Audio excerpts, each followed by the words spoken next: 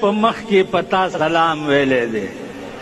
نن دا پیغمبر دین نه تاسو څه شی جوړ کړی دی ګډېدا او کنجرتوب او زمتوب نن هم ته دا جوړ کړي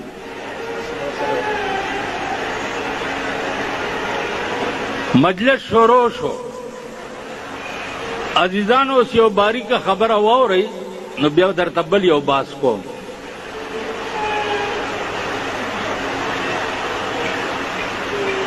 تپوس دا دی چې الله سره دا ملاقات چې د معراج په شپه و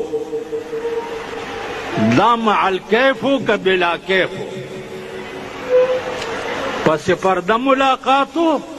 او که داسې مخامخ و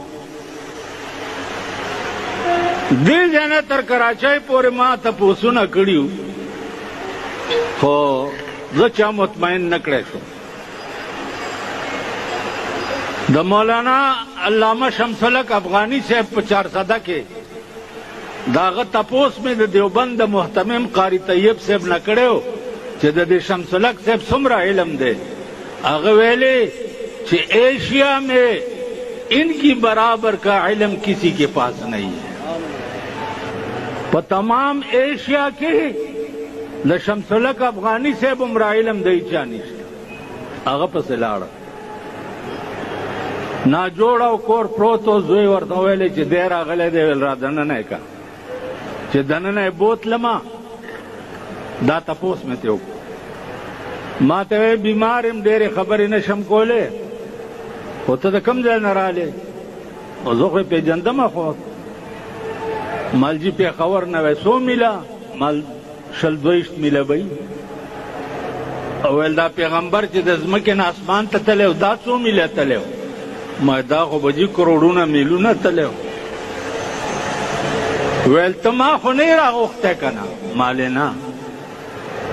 ویل په خپله راغلی ماله و ویل زه بیمار وم تا نه مې ځان پټ کو مالې نه ویل زه انسان یم بیمار وم تا نه مې ځان پټ نه کړو الله د هر څه نه مبرا دی او د بیمارۍ نه او د خوراک نه او د څښاک نه او د هر څه نه مبرا او غوښتی اسمان ته و کنی د موسی علیه السلام غوندې د سره به هم په کوی تور خبرې کولی که نه غوښتی اسمان ته و نو ویل په کروڑونو میلیونو باندې هم غوښتو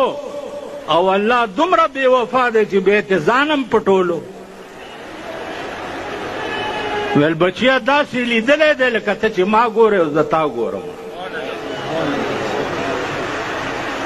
داسې لیدلی دا شپه مال څومره وه شپه مال ویل شپه وی ماله ویل د عاشق او د معشوقې شپه چې یو ځای راشي هغې په دې ډېر خوشحالیږي چې زر سبا شي او که په دې ډېر خوشحالیږي چې دا شپه اوږده شي ووایي شپه هسې نه خپلو ښځو ته هم خیال راشي دا د عشق خبره ده ښځې سره عشق نه وي نو چې پیغمبر غوندې معشوق وي او الله غوندې عاشق وي نو فلک الافلاک د ټولې دنیا نظام تاوی دا یې ودرولو خدای خبر چې 100 کروڑه کاله ولاړو 100 کروڑه کاله نظام ولاړو ځکه چې حدیث کې راځي چې کنجي مو مغسې خوځېده او بستره مو مغسې ګرمه وه نو کنجي خو ودرېږي هله چې ټایم پې تیر شي که نه او چې ټایم پې نه تېرېږي خو مغسې به خوځي که نه نو ټایم ولاړ دی هر شی په خپل خپل ځای منجمد دی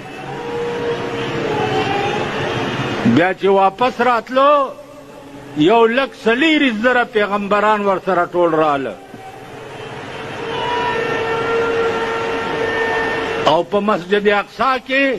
1,24,000 پیغمبرانو ته د سحر جمع ورکړه ویل ته حبیبه خبرې چې دا مې ولې وکړه وی الله ته پوهېږي وی دا مې ځکه وکړه چې ټول خطابات مې درکړي یو خطاب پاتې و امام الانبیاء دا خطاب پاتې و چې امام الانبیاء هم ته دا د معراج مختصره غوندې